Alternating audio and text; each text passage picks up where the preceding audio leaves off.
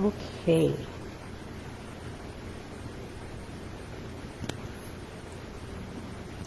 All right. Well, good afternoon, everyone. Good afternoon. It is Lady Victoria with Victoria School of Etiquette. Just my headphones a little bit. Start again. Good afternoon, everyone. It's Lady Victoria with Victoria School of Etiquette, where we offer a solution to your etiquette dilemmas. I'm broadcasting to you live this afternoon from the studio. Oh, wow. We're located in the great windy city of Chicago. Chi-Town is what we like to call it. We are the best in the Midwest, and we thank you so much for being a part of our broadcast on this afternoon. We are live in the studio of Victoria School of Etiquette, and I think I gave you all a tour a couple of weeks or so ago when we had open studios, what we call here, where the general public can come in and have a look-see at what it is you're doing, or what it is I'm doing, what it is people are doing inside their studios. We're located in the Bridgeport Arts Center, in the heart of Bridgeport in Chicago. And we've had a little technical difficulties. That's why I am 38 minutes late. But we had some technical difficulties, not resolved to my satisfaction, but I did not want to come on, since I did say that I would be on this afternoon at 3 o'clock to pick up where I left off on this morning. Seems like I am not really able to tag a few people, but those of you that can see me, you all come on in. And let me see if I can do a few things here that will help to let you all know that I am here. So I hope that you all are having a good afternoon. On today is Friday. So most of us are off on the weekends, as I am on a Friday. And I'm glad about that. Glad to be here. Glad to have you here. So let's see what happens this afternoon as we pick up where we left off this morning. So we're talking about our children getting ready to head back to school in a few weeks. And here in Illinois, our Chicago school board has made a decision to try and have a hybrid situation as far as our children going back to school. They are proposing that the children would attend school 2 days a week, live in the building, and then they will be out for one day Wednesday. And the school board would have the opportunity to come in and deep clean the building. And then students return again on Thursday, Friday. That's a different group of students that will return in-house for classes. And the group that was there on Monday and Tuesday would then go online. And so they would rotate Monday and Tuesday in-house, take a break. Thursday, Friday, those same students, Monday, Tuesday students, are then online. And then there's another live group of students that would come in on Thursday, Friday, and then they would rotate and be online on Monday, Tuesday. So the board hasn't decided if that's really what they're going to do. They're going to make a decision in early August, and tomorrow is August 1st. So we are anticipating and expecting to hear what their final choice of their decision is. So far, they have surmised that parents really aren't in favor of it. Some parents want to go all one way or all the other way, but most are not in favor of the hybrid. Good afternoon, and thank you for joining. But the children, most of them, whether they are in elementary school or whether they are in high school, they're not in favor of e-learning at all. They're not in favor of sitting in front of a computer screen for 6 to 8 hours a day trying to get their lessons done, trying to get their education done. They really don't want to do that. So it's a mix. And I don't know what's going on in the state where you are, but I would appreciate you chiming in and sharing your thoughts and your opinions about what's going on. Well, not your opinions, but sharing your thoughts about what is going on in the state in which you reside in. So I am looking forward to hearing what the final decision will be, and I'm sure that I will come back live and share that information with you when it happens. But still trying to get a few people tagged. In this new Facebook, we aren't really We are really good friends. Half of the time, it won't let me tag people, and I'm not sure why, but I guess I'll find out as I continue. But so my problem is this. That's the one thing about the children going back and how they are going to be able to learn adequately and effectively. And is this going to be a real solution? Is this how it's going to be for the rest of the school year? I just wonder. I don't have any children in school, in the public school system. I have one daughter that is still in college, but she has elected to take all of her classes online, and that's the choice and the decision that she made for her own safety, and it corresponds with her schedule and all of that. So, but for the younger children that may not have a choice, the school system may make the choice for them. As parents of those children, how do you weigh in? How do you feel about it? And what is it that you would like to be able to say to your local officials, to your state officials? What is it that you would like to be able to say to those that are in charge and making the choice about how education is going to play out in your home? In your home. Now, of course, when COVID first hit, everyone was still in school, and people had to come home from college, and people had to come home from college. Elementary schools were shut down, across the entire nation. Good afternoon. Thank you for joining. Please like and share across your various social media platforms. I think I forgot to say that earlier, but please do so. I'd appreciate it. And tag a neighbor, tag a friend, and you all bring them on in as well. So how are you handling them making the decision for you? Are they the ones that are truly in charge, or do you have a voice that matters? Does your opinion matter in this? This is a big issue, you all. This is not something that we can just sweep under the rug and say, oh, we'll come back and visit it next week. That's not the case this time, because we can't postpone our children's education even though we are in the midst of a pandemic. We have to make a choice and a decision that's going to be healthy for them and that's not going to have them in fear and you at home as well. If you are a two-parent household, and both of you work, who's going to be at home with the children, making sure that they are signing on and that they're getting their education done, that they're getting their lessons done? Somebody probably needs to be there with them, especially if your children are younger. And what about the children that are in primary grades? They're in kindergarten, first, second, third, fourth grade. Who's going to be there to help manage them? Will that be the sole responsibility of the teacher in the classroom? Or is that just as much your responsibility as the parent? If you're both working, I can imagine how difficult that is for both of you are working and no one's home. Maybe you don't have another older child that you can assign that to. And how can they help them when they're needing to get their own e-learning done? So this is a really, really big issue, and I'm very interested to know how it is going to play out. But the other issue that I get, the other question that I get is about cyberbullying. I'm going to go on and jump into that part of the broadcast. So cyberbullying is a huge thing all over the world, but especially in America. And that's where I am focusing on today, cyberbullying. It's not something that's new. Good afternoon. Thank you for joining. It's not something that's new. It's something that's been going on for years, for a very long time. But as we have grown and advanced as a society, as technology has grown and advanced, so has bullying.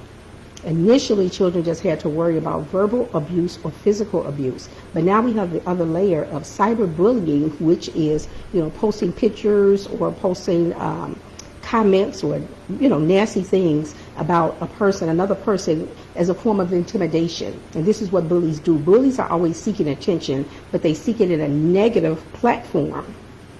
But for them, they think that it gets them the results that they want because another person is intimidated, another child feels bad. And this happens in public schools, this happens in private schools, this happens, in Christian schools, Catholic, whatever the platform is for learning, cyberbullying is there. And as we know, it has caused a lot of distress to children. It has caused children to take their lives. Children have hung themselves. Children have shot themselves in an effort to get out from under that kind of abuse. They are afraid to talk about it because they've been told something worse would happen to them if they did dare talk about it, if they did dare tell anyone about it. So they keep silent oftentimes, and they are suffering in silence. So much so until they don't tell their parents, they will not tell an older sibling, they will not tell the teacher, they won't tell anyone. But they live in fear of going to school every day and being bullied. They're living in fear of what's going to happen as they pass from one classroom to the next. They are living in fear of being able to go out for recess, or just on their way to school, if they're walking to school, or if they're on public transportation. They know that they're going to be bullied, they know that they're going to be harassed, and they feel that there really isn't anything that they can do about it. It is a form of intimidation, and actually sometimes it is a form of admiration of one child over another, but they don't know how to express it. And oftentimes the person that is being bullied, that's doing the bullying, the person that is the bully, they might be suffering some form of intimidation at home, in their own environment. And they don't know how to handle that, and they don't know how to release it. And so this is how they do it. They do it by attacking another child. It's not the right way to do it, but unless someone approaches them, and unless they learn differently, they don't even realize sometimes that they're hurting another child. And if they do, they take pleasure and delight in it because it's the only way that they know to get attention. That's horrible. But this is what is happening in schools all across America. And oftentimes as parents, we're ignorant to the fact. I don't know if sometimes we think it won't happen to our child, or if it is happening to our child, that they would tell us. And oftentimes, again, they will not, for fear of what else might happen to them. They might hide their bruises. They hide their hurt and their anger and their pain, their bitterness. They hide it. But as parents, if we monitor our children and we monitor their behaviors, if we monitor their actions, we can oftentimes tell that something is going on that is unusual. Something is amiss. And oftentimes, again, like I said, it will show up in their behavior. If you have an aggressive child that's always outspoken and outgoing, and all of a sudden they become quiet, they become silent, we need to address that. We need to ask and find out what might be going on with them. And it could be the opposite of that. If you have a child that's usually very quiet, and all of a sudden they become very bold and they become aggressive in a negative way, then that also could be another signal that something else is going on that they are uncomfortable with, but they don't know how to speak to it. So these are just small things. If their appetite changes, if all of a sudden they begin to change their dress attire, the way they dress, the way they act out, if they start being aggressive towards one of their siblings, or if they start talking back to their parents when this is not their usual method and mode of behavior, then that could be a signal that something is going on. Something at school might be going on. And especially if these changes occur right around the time or soon after they start going to school, or maybe they've been going for months and nothing has happened. Now all of a sudden something is. So that's a signal to us as parents, as grandparents, as caregivers, that something is outside of the norm and it needs to be addressed. So one way to help to try and circumvent this is to educate our children from the very beginning. And I say educate them before they become school age. So that's before they go to kindergarten, even if they are in child care. If they are old enough to speak, if they are old enough to give you any indication, that something is wrong, if they can tell you something, then you should educate them early enough so that when they find themselves in that situation, they don't feel alone, and they know that they can speak up. So let's talk about what the different types of bullying are. Verbal bullying is just the saying or writing mean things. Verbal bullying also includes teasing, name calling, inappropriate sexual comments, taunting of a child, and threatening to cause harm. That's on a low level, actually. Because, like I said, we have graduated to such a higher level of intimidation and a higher form of intimidation. Then there is physical bullying. Physical bullying involves hurting a person's body or their possessions. If your child rides a bike to school, back and forth, and he has to walk the bike home one day because he was bullied and somebody took the wheels off, what can you do about that? There's not a whole lot that you can do about that in the moment because you aren't there. But Things like that happen is a great indication that you need to tune into and talk to your child and ask them what is going on. Physical bullying also includes hitting, kicking, pinching, spitting, tripping, pushing, taking or breaking someone's things, making mean or rude hand gestures. Again, to me, this is low level stuff because we have graduated again to another place. And then social bullying. Social bullying, sometimes referred to as relational bullying, involves hurting someone's reputation or their relationship. Social bullying includes leaving someone out on purpose, telling other children not to be friends with a particular person, spreading rumors about the person, and embarrassing them in public. That's just a little bit. Social bullying. Now let's take all of that and then let's add cyberbullying to it. Now, in the physical sense, when there's cyberbullying, you aren't physically hitting the person, but you're causing emotional damage to that person, to their psyche, to their emotional being, to their feelings. Cyberbullying also takes on the form of social bullying as well because it's done on a social platform. It's done on the World Wide Web. So if you live in America, you live here in Chicago, and someone puts up something about you on the World Wide Web, somebody can see it halfway across the world, right? So it has that component to it as well. It's verbal in the sense that, they're typing it, but when the person reads it, it's then in their head, it's then in their mind. So you're speaking it in a typewritten form. I'm just going to word it like that. I think cyberbullying encompasses all these components of bullying, and children and parents and educators need to be aware. I always say every year, study up and find out what it has grown to.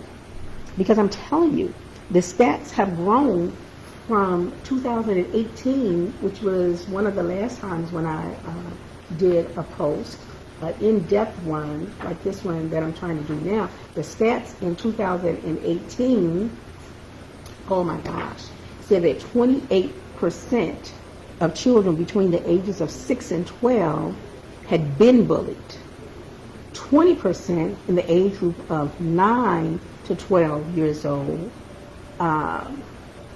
He says experience bullying.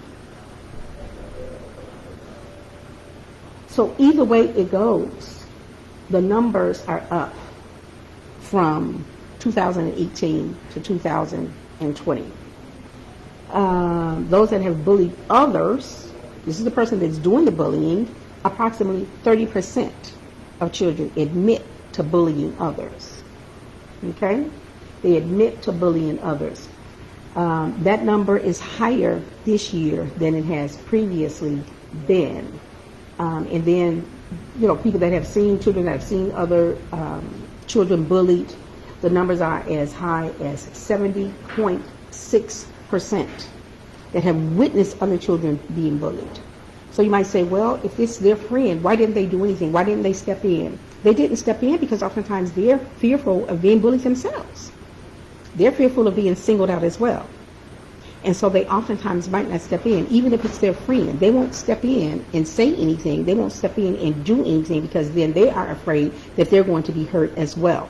So they silently just stand by. Now, they may pick them up later and help them get home, but that's not helping them in the moment when they're being kicked or punched or stomped.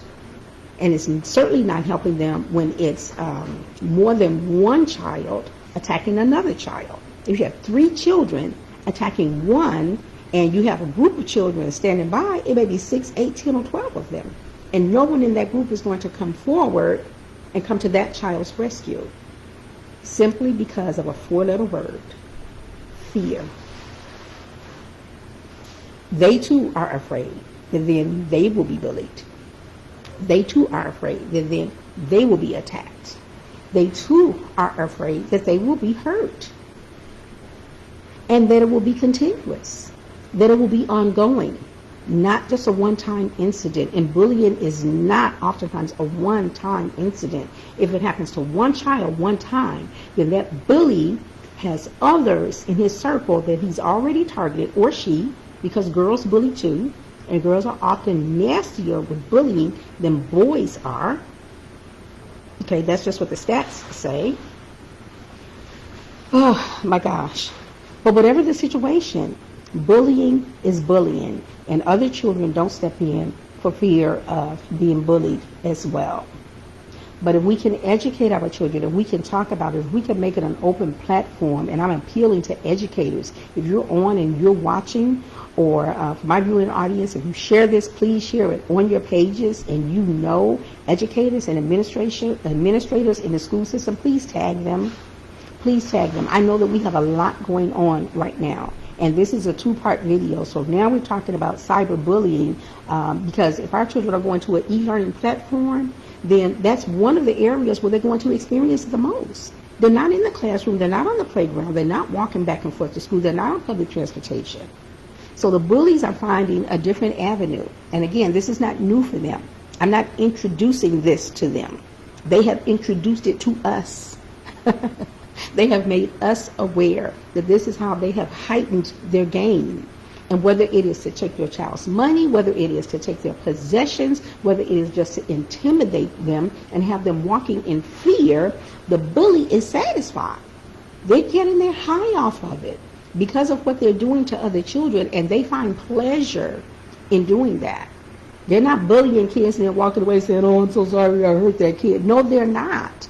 They're going back and they're telling their boys or they're telling their girls, if they weren't with them, they're telling them who the new target is. So we're going to get them tomorrow again. These are just some of the things that our children are dealing with. And I'm only focusing on children right now.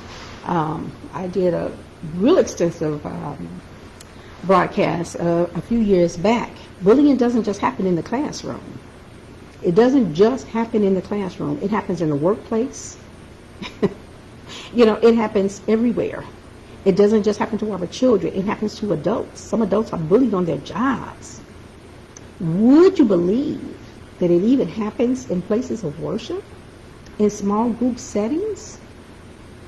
Adults bullying other adults over information that they think they know, or even information that they do know. Oh gosh, that's another whole broadcast, and I just might do one on that. Bullying in the church arena. What the world is that kind of foolishness? But this is what is happening in our society today. And almost every year, about the time that school starts, I begin to get questions about what should we do? How should we handle it? And I keep stressing over and over again, education, education, education. You as the parent or the caregiver, it is your responsibility to educate your child or your grandchildren on what bullying is, how it represents itself in the physical, right? In the physical sense, in the verbal sense, in the social bullying, and then don't leave out cyberbullying. Don't just say socially, because cyberbullying is on every electronic platform that you can imagine. So if your children are on Facebook, whether they're on Instagram, Snapchat, not that many children are on Twitter, on Tumblr, whatever form of social media that they are using, that's a platform that bullies have entered into, and they do it aggressively. They do it aggressively. So, putting up the body of one person and putting on the head of another person and making the head of the person, really ugly. Sometimes girls have resorted to doing this to other girls. They appear to befriend them and bring them into their circle, but it's already been planned. It's a bullying ploy. They're going to make an example out of her. Or maybe she really wanted to be in their circle, but they really don't like her. So they're going to show her how much they don't like her. They shun her at first, and then they invite her in. And once they get her in, then all of the bullying starts on a small level. And they get her to do things that they normally that they won't do. She's the one that's going to be in trouble, not them. That is a form of bullying because it is intimidation. They get them to do things or say things that they will not do, Girls have been bullied into having sex with boys, and the boys know it. They're all part of the plan. It's all part of the group. They get the bad girls to draw the outsider in. And once she's inside, then they begin to make their advances and all of that. And all of it is just to strip her of her pearls, to strip her of her virginity, and then talk about it all throughout the school. And sometimes it'll be a group. Well, she'll have sex with one, and then he'll say to her, listen, if you really like me, my boy, he want to check you out too. It's okay. It's okay. It's just going to be one time. It's just going to be one time. It's going to make you popular. It's going to make you this. It's going to make you that. It'll make you a woman. None of it will make you any of that. Okay? But these are just some of the ploys that they do. And again, the girls inviting her into the circle is a precursor, pretending that they like her, and then they get her in. They show her how to do her hair. They show her how to do makeup. They show her how to dress and all of that. And then they take pictures of her, and then those pictures show up on the internet, not as they were, because they modify the pictures, and they do all kinds of horrible, nasty things. And when a child or a teenager feels intimidated enough, feels hurt enough to the point where they want to take their own lives, then it's time for us to sit up and take notice. Because this has happened before. We've read about the stories of other children that have done just that, taking their own lives over being bullied. Cyberbullying is a crime. Cyberbullying is a crime. Here on my page, at the bottom of my introduction, I have put the link up, stopbullying.gov, www.stopbullying.gov. Go to that website, and you can look up and find out information about what cyberbullying or what regular bullying looks like in your state, in your city, and find out how the laws are applicable to the person that's doing the bullying, because you can press charges. I know a couple that did several years ago press charges against a young lady that was bullying another young lady. They supposedly were friends, but she bullied her to the point of extortion. And she was brave enough to share this information with her parents, and in so doing, they were able to press charges against this young lady, and all of it stopped and went away. So I'm glad when I read stories like that, or when I hear things like that about how it played out in the long run. But bullying is a crime in any shape, form, or fashion, whether it is cyberbullying, whether it is physical bullying and intimidation in the classroom, just walk into anywhere it happens. It doesn't have to happen in class. It doesn't have to happen in any particular place. Just the fact that it happened, period. If your child goes to the store, and they're bullied. And sometimes you're bullied by complete total strangers. It's just because they don't have anyone else to love them, or they feel that they don't have anyone else to love them and support them to the point where they feel good about themselves. So whatever their hurt and their pain and their bitterness is, whatever it is, they're taking it out on other people. And that's so not cool. So educate your children. Talk openly about it. Let them know that you are there for them. And you know what? When your children tell you, believe them. Believe them. You're the one raising your children, not someone else. So you know the values that you've given them. You know what you've told them. What if the bully is outside of the school walls, period? What if the bully is a person within your own family, within your own circle? What do you do about it then? You still step in, you intervene, and you get that whole thing together. You can't say, oh, well, because it's, Aunt Mary's child or that's doing the bullying, it's your cousin. No, he would never do that to you. Well, check it out and find out. That's the only way you're going to know for sure. If your child is hurting, whether it is physically, mentally, emotionally, if you begin to notice bruises and all of that, investigate. ask. Children sometimes begin hurting and harming themselves because they feel that they have no other outlet. If they begin cutting themselves, these are things that children do. Sometimes they begin to seek attention elsewhere that they think is positive. So they might engage in sexual activity. They might become promiscuous. I'm not saying these things to be mean, but I am just telling you what I've been told. I'm telling you the things that I have experienced over the years. I have 4 children myself that I ran at my own home-based daycare for nearly 20 years. I saw and heard a lot of stories. I was over the youth department in one of my former churches. I saw and heard a lot of stories, things that you wouldn't think that would happen, because these children are covered, right? They're under the blood. I'm praying for them every day. And I'm not saying, that those things are ineffective, but these are just some of the things that happen in our society. They go on right up under our noses, and we don't see it, we don't hear it.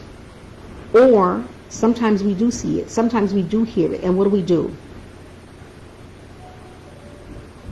Close our eyes to it, turn a blind eye and a deaf ear. Why? I don't know why. But it's not something that we should do. So, cyberbullying. Find out what your child's school policy is on cyberbullying.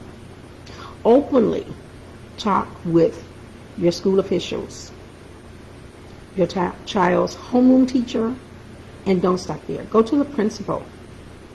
Talk to the physical ed teacher for those that are going to be attending classes in-house, inside the school system. And you can request a form, you can request information from the police department to find out if, this is a little bit different, pedophiles live in your neighborhood and live in your community.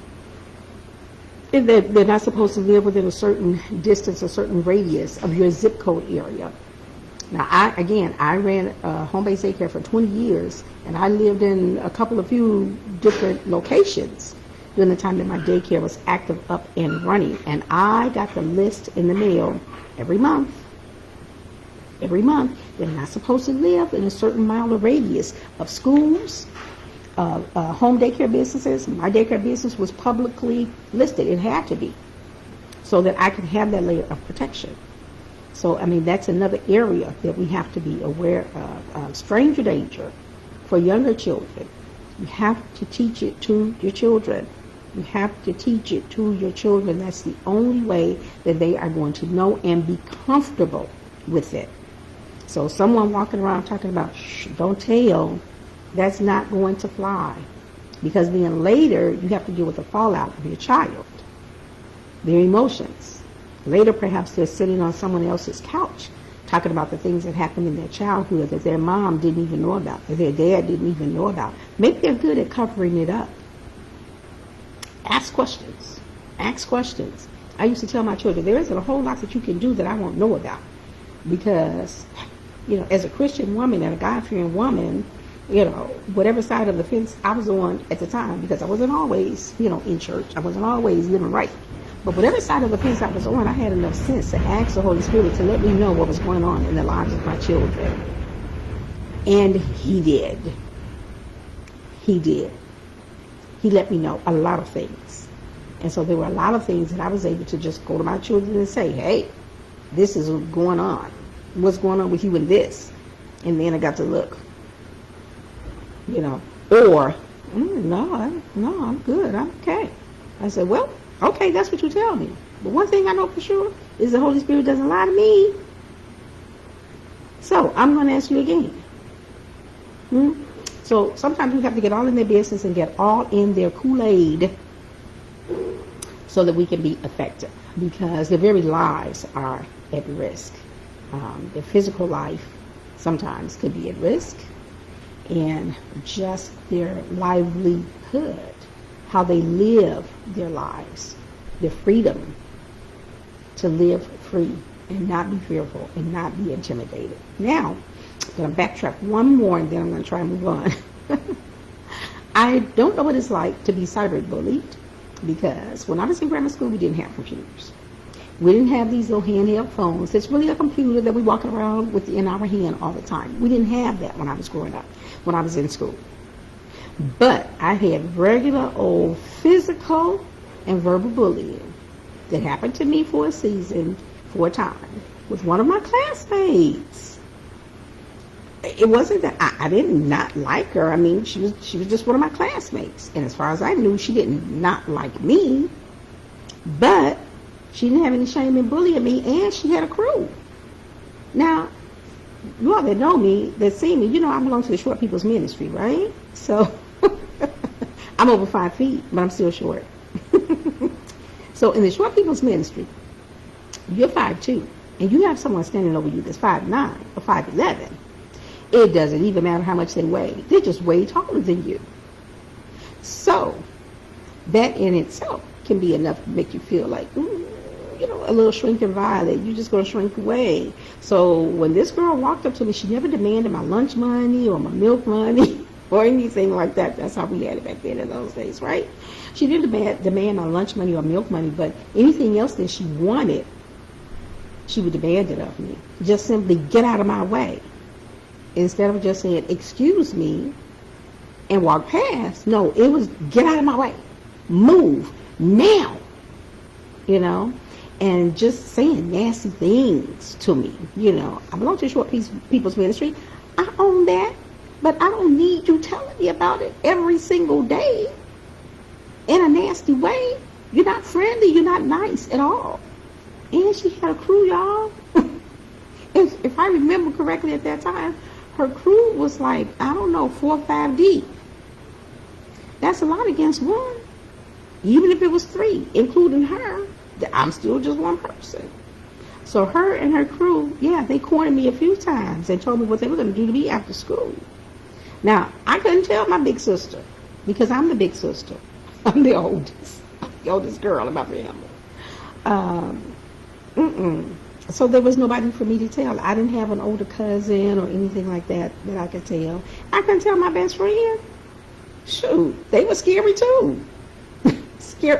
Afraid of them in that sense. But I didn't tell anybody until one day. Now, I might be dating myself a little bit, but one day in home economics class, the instructor was telling us how to make a salad. Now I'm starting to talk about food and dishes and plates. Woo! So you see what I'm saying? Etiquette is a way of life. It's in everything that we do.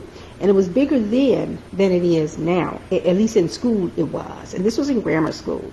And I had etiquette when I was in high school too, but that's another story. Anywho, we were in class and our instructor was showing us how to make a dish. And I think we were on the salad portion of the dish. And she had already explained the difference between dining American style and then dining continental style. But she told us all to gather around the table as she was about to physically prepare this salad. So Short People Ministry was supposed to be in front. Tall People Ministry was supposed to be in back. My bully was tall and her crew was tall too. So I had to go and get a chair because I couldn't see what was being performed at the table. So I went across the room and got a chair to drag it over so that I could stand on the chair. So why did the Tall People Ministry want to take the chair from me? You already almost a whole foot taller than I am. Why do you need the chair? You don't need the chair. I need the chair. So that day, all of my fear ran away and all of my courage showed up on that day. So I don't recommend that you do this, but this is what I did back then. You have to find a way to stand up for yourself, right?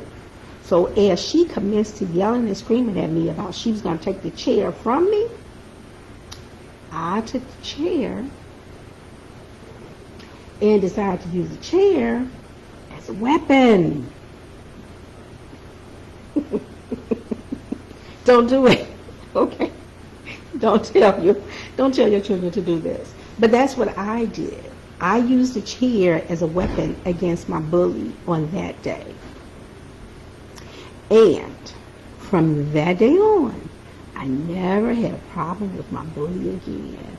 The instructor, the teacher didn't even have a chance to stop and to intervene because, okay, what movie is it? Tyler Perry in one of his movies, one of his plays. Oh gosh, Class Reunion. Tyler Perry. You all seen it, right? The play, Class Reunion. And how Medea, being Medea, showed up in the restaurant looking for her food. She was a diabetical. And she gave the boy her order, and it was taking too long. And you know how Medea lost her mind in that play. That's kind of how I rolled out that day. That wasn't pretty. It wasn't pretty. You know, I mean, she turned over the whole table and knocked over some chairs and all that. I just took the one chair I had and just went to whop, whop, whop. You know, it wasn't a dance, whop, whop. Don't do that, you all. Don't do that. But I stood up for myself. The point I'm making is that I stood up for myself. And when I stood up for myself, my bully sat down. And I never had a problem with being bullied ever again. Not by that one. Actually, not by anyone, because, I mean, that was done in front of the whole classroom. So, yeah, they found out that little girl in the short people's ministry, she was quiet and didn't say a whole lot, but she lost her mind that day. And I gained my independence. I gained my freedom because I was just tired. I had just had enough. It was just time for that to be over. It was time for it to be over. So, bullying is a really big deal. And take it seriously if your children come home and tell you that they're being bullied or that someone's talking about them or whatever. Investigate. Get all of the facts. Believe your child. Only you would know if you have a reason not to. Should you not believe your child? I would choose to believe my child. And, you know, if it's some kind of a farce or something like that, you deal with that as a parent. But 9 times out of 10, this is not. When children tell you that they're being bullied, abused, intimidated, harassed, follow up on that. Check it out. And find out what you can do. Here again in Illinois, in the state of Illinois, it is a crime that is punishable by law. You do need proof of the bullying. So if you have to have your child record some conversations, if you have to have them have a friend, you know, videotape something that they see happening to them, and you can show this to the authorities, you can take action. You can take action against them. So talk to them. Again, talk to your child's teacher, talk to the principal, talk to, if it means, you know, you talking to your older person, you know, in your ward. Find out. Find out. And it's something that we all need to investigate if we are going to e-learning platforms for our children. You need to know where you stand should this happen to your child. Bullying in the workplace, that's another video. We can address that at another time. Let's go to COVID-19. COVID-19.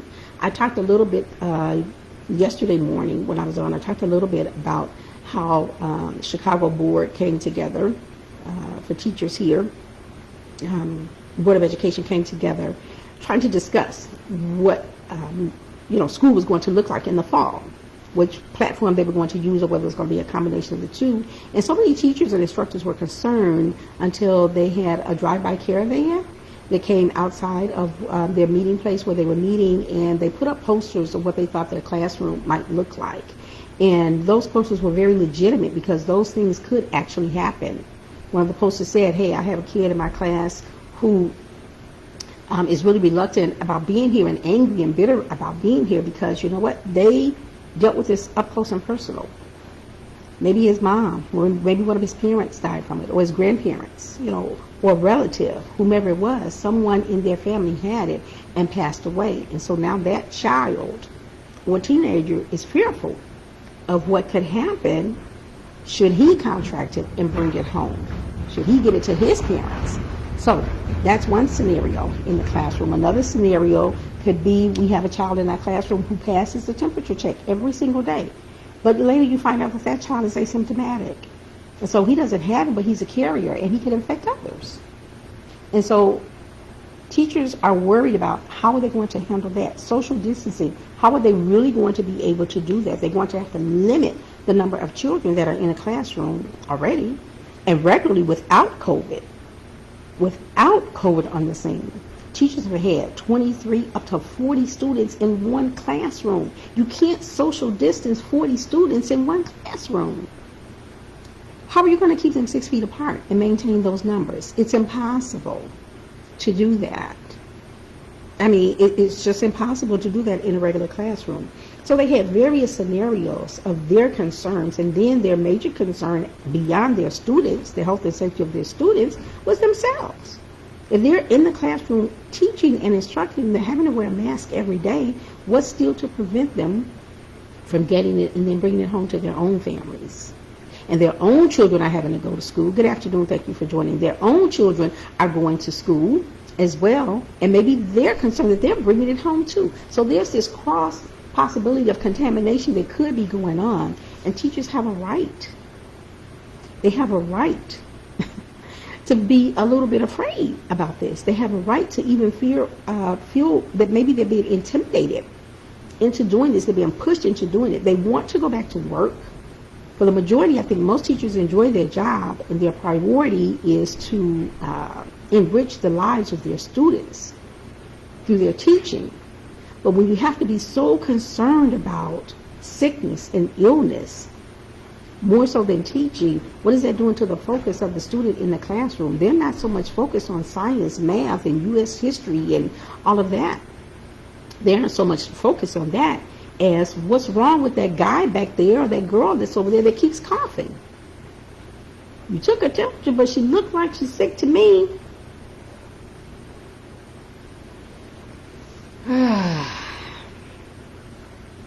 The latest stats that I read in Illinois was that there were 1,393 new cases of COVID-19 and 18 deaths recently. I read that earlier this week. I didn't read it this morning. I can't look at it every single day. But what we all know is that COVID-19 is still alive and kicking. And it hasn't dropped enough yet for us to be involved in large groups. It hasn't dropped enough yet for us to be en masse again in any situation. If grocery stores and restaurants are limiting the number of people that come into their establishment, should we not have a better protocol for our children? And then you say, some pose the argument, oh, Lady Victoria, children don't really have to worry about it. They're not getting it. Yes, they are. Yes, they are. You're finding that there are younger and younger age groups that are not just being exposed to COVID-19, but that actually have COVID-19. And while, yes, some of them survived, many of them survived, some of them did not. Some of them did not. So we have a real dilemma here, something that we need to take so serious to heart. And without us doing so, things aren't going to change. COVID-19 is not going away readily. Eventually it will, and we will get back to a new normal, not the old one, people. Let's not go back to the old way of doing things. Let's also be new and improved like our technology. Let's evolve from where we were to someplace new over there. Let's do things better. Let's be more aware of how we are treating our world, our society, how we're treating each other, how we're living. Are we taking advantage in a negative way of all that has been made available to us? Now I'm taking a little bit of a curve here when I go here and I make that statement. Are we really taking advantage of all that has been given to us by the Creator? Are we abusing everything in the earth? Have we made Him angry and upset? Are we now falling into the hands of a terrible God? It's a bad thing to fall into the hands of a terrible God. And while God is not full of revenge, He will exact vengeance. He will exact vengeance in the earth. Did you all hear me? He will exact vengeance in the earth realm for the things that we as a people have done. He will. If you read your Bible, you'll find that that's true. I don't need to tell you the story because I'm not going to. That's not this part of the broadcast. But he will exact vengeance for how we have lived, for how disobedient we have been, how thoughtless we have been, or how ungrateful we have been. All those things. And so it begins with us, God's people. If we can get it together, if we can get it together first, if we can get it together first and be the salt and the light in the earth that we are supposed to be, we have a chance. But if we don't, nobody has a chance. Because we're to be salt and light to a dying world. And if we're not being that, if we're not being that example, then the world is at greater risk than we know. That's why God has put us here, his people here. We're only ambassadors. We're ambassadors here on a journey, right? And so while we're here as ambassadors, we should be telling the good news. We should be preaching the gospel to all nations. We are charged to do that. We should be standing in the gap for people. We should be interceding on behalf of others. If we don't do it, the world is in a much worse position than we know. And it's up to us as believers to put that into action every day. Monday, Tuesday, Wednesday. Sunday, Monday, Tuesday, Wednesday, Thursday, Friday, and Saturday. Is Sunday just a day for going to church? Most of you can't go now. A lot of churches have started opening up. But I've made the decision that I'm not going back. Not yet. Not yet. I love my church. But I can catch my pastor every Sunday on the live stream. And he sounds just as good on the live stream as he does if I'm in the building. Before people were there, he was preaching his heart out and teaching and educating just like he was when the church was full to the rafters. So I'm not missing anything, but I also know how to pick up my own Bible and read it for myself, whether I catch my pastor or not, or yours, because I try to support other churches as well on Sundays. Try to show some love. So whether it's my church, your church, or somebody else's, I try to be supportive. But this is a time in the season when, as people, we better learn how to live right on our own. You can't live right because brother, pastor, deacon, reverend, elder, bishop, so-and-so said so. You better do what the word says. That's how we're going to survive. That's how we're going to survive. What if they completely do away with churches? Then what do you do? The Bible already tells us to study to show thyself, you, me. I study to show myself approved so that I can rightly divide the word. So that I know when it's truth and when I know when it's not. So it requires not just reading the word, but studying the word. Studying the word. Sometimes you can spend a whole hour or more on one scripture. Just one scripture. We're not talking about studying a whole book, but just on one scripture. But this is so that you know. This is why Christ gave us that command to study yourself. I can't depend on pastor, bishop, so-and-so, who, elder, missionary. I can't depend on them. I'm not saying that they're not good. They are. The ones I've been under, they've been good. Each one have served a purpose in my life when I was in whatever vineyard I was in. But you had better know the word for yourself. Because when he's coming back looking for a church without a spot or a wrinkle, you're the church. We can't have any spots or wrinkles in our spiritual garments, in our heart. Whew. I didn't intend for this to go this long. But these are just, I don't know, these were my final thoughts. I didn't intend to wrap up this way. But, sometimes this is how the Holy Spirit leads you, and so we should go in the way in which he leads us. So again, I am Lady Victoria, broadcasting to you from my etiquette studio.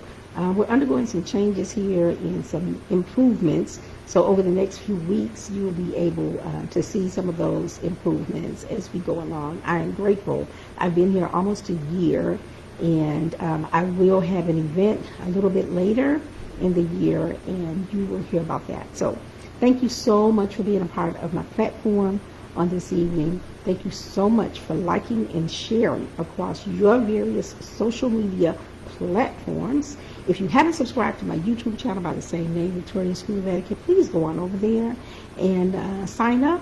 Hit the subscribe button so that you have access to all of our video material right at your fingertips whenever you can avail yourself of it. For those of you that are catching the replay, thank you so much for taking time out. And again, like and share across your social media platforms as well.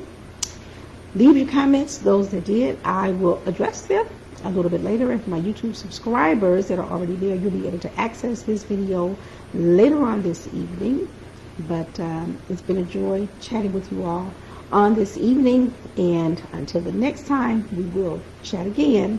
So bye for now.